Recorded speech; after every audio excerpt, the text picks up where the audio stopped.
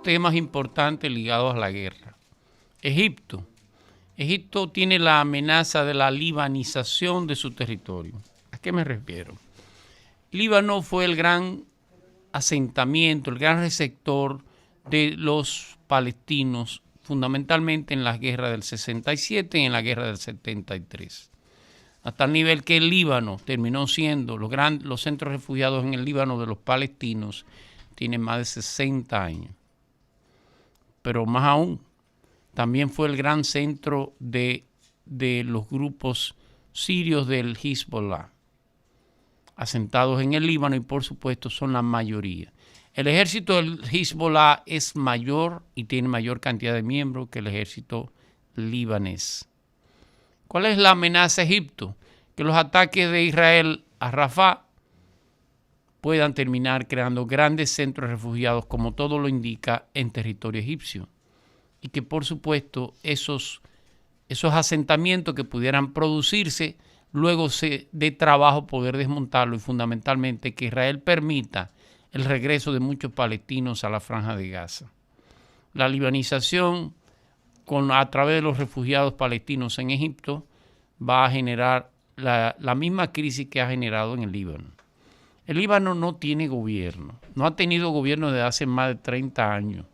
Los gobiernos son una mezcla de consenso entre los grupos palestinos, los grupos del Hezbollah, Irán y, por supuesto, parte de Israel.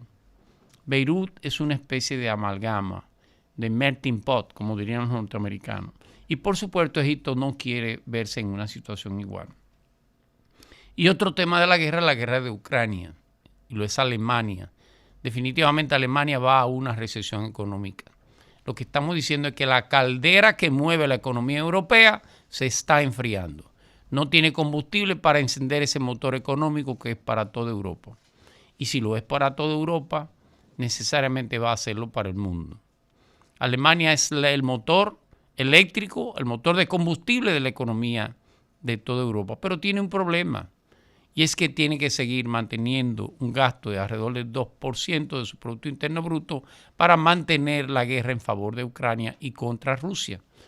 Pero Rusia es el gran proveedor de combustible barato a Alemania.